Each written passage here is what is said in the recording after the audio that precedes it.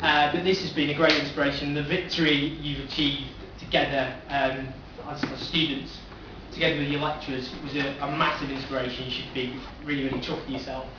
I mean, the important thing about the protest movement which sprung up unexpectedly, I think, in November. I remember the big march called by NUS and UCU, and I think everyone involved was almost taken aback by how many people turned up.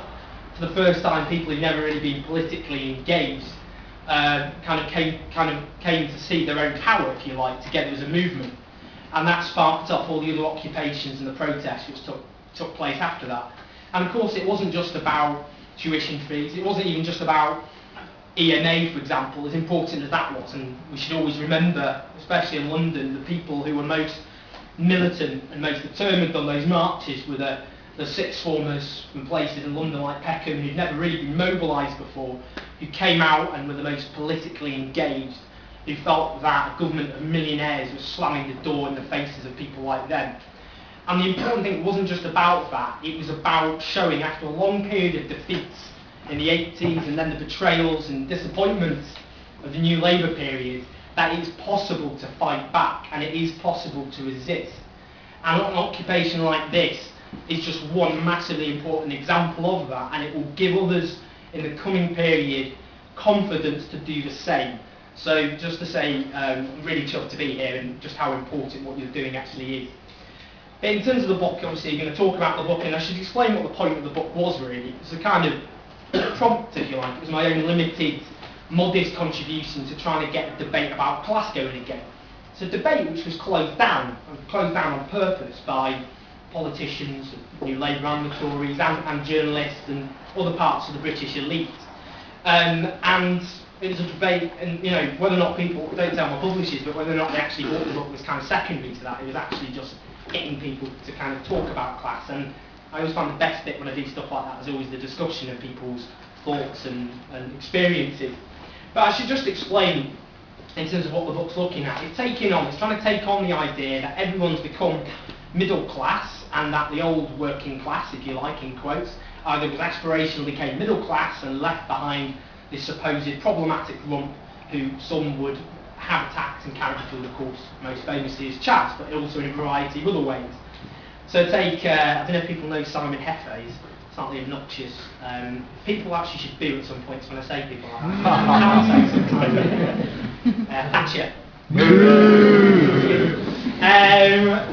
Anyway, so he said what was once known as respectable working class no longer exists. What sociologists used to call the working class, he said, doesn't work at all, but is dependent on the welfare state.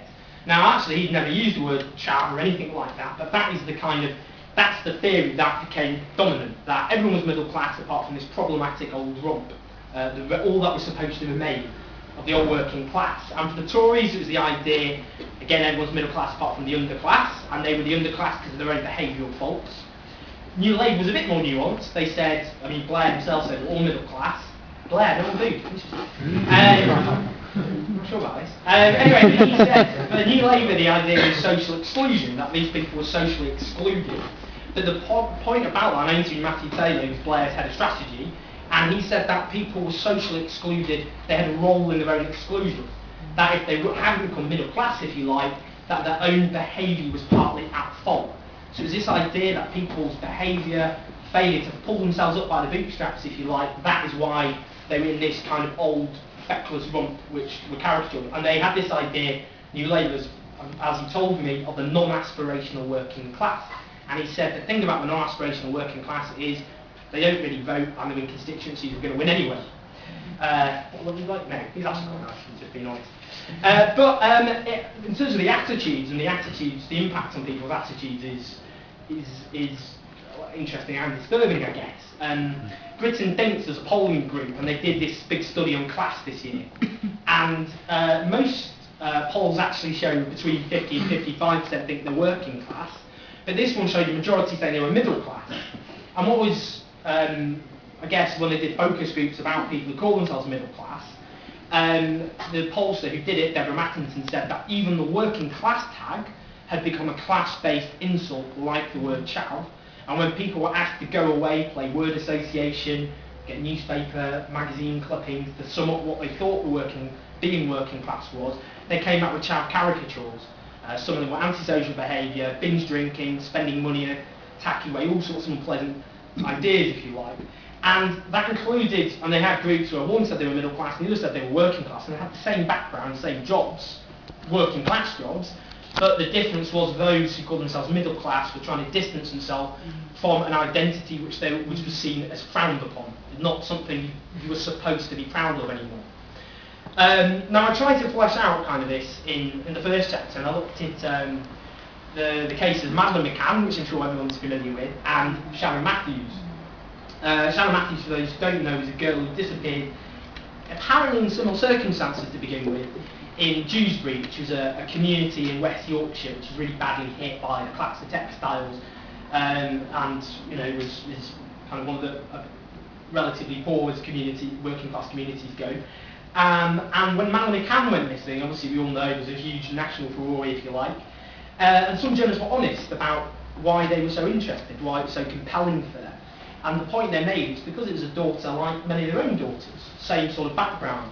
So India Knight said, you know, she said that this was a holiday resort which catered for the middle classes, that you could look around and be reassured that these are people like you.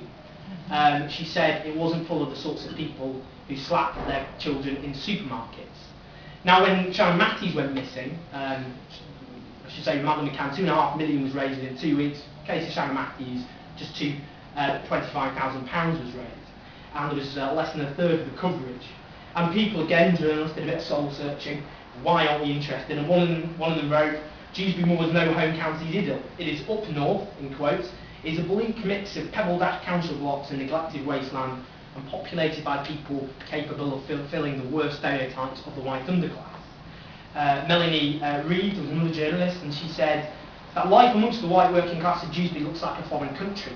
That us Deuce middle class, I don't know how to say that, something middle classes, was removed from communities like that as a place like Afghanistan.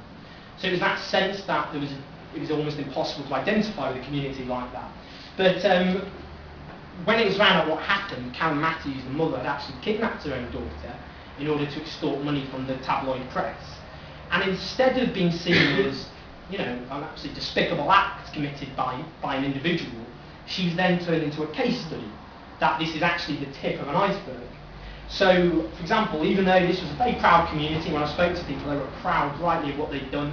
Most people in work, I should say, they raised huge amounts of money, they'd come together as a community to try and find the girl who they all believed, like everyone else, had been kidnapped. But they were attacked in the press as a shameless style community.